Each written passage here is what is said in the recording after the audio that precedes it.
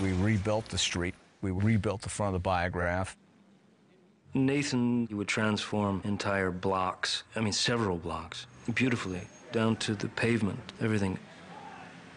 There was a photographic record of how this street looked at the time he was shot. The street is now gentrified, and there's masses of changes since the 30s. It was all kind of wrong. The bones were there. So we sort of came to the conclusion early that this was going to be the big street. Dillinger was lured to this North Side Chicago theater by the woman in red. It was past these stores that he and his girlfriend walked as they left the theater. And that started with the biograph. From the biograph to the alley where he's shot needed to be an exact replica. And really that meant refacading that whole stretch.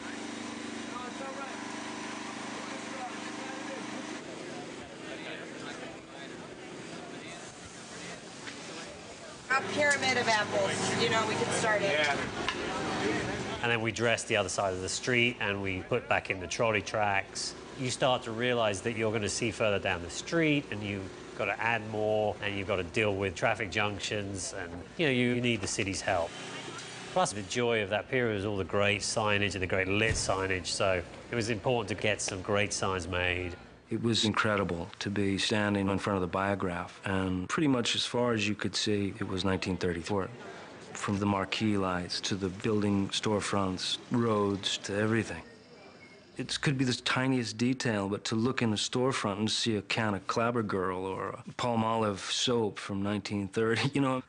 But those things add up and count for a lot.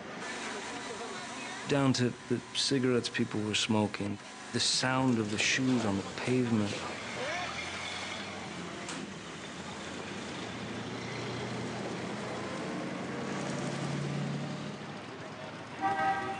I will light my cigar when he's coming out. The alley that Purvis waited in, where he lit his cigar from to signal the guys to move in. You know, I was standing right there in that exact same spot. Walking out the front door of the Biograph Theater and taking the very steps that he took when he was taken out. It was spooky. And it was a kind of a slow, amazing moment, like poetry, you know. I engineered it so that we were able to stage it exactly where he was.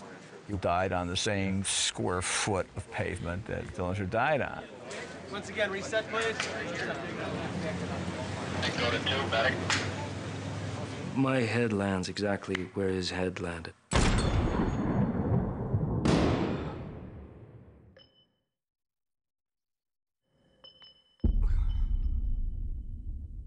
It sent chills, you know.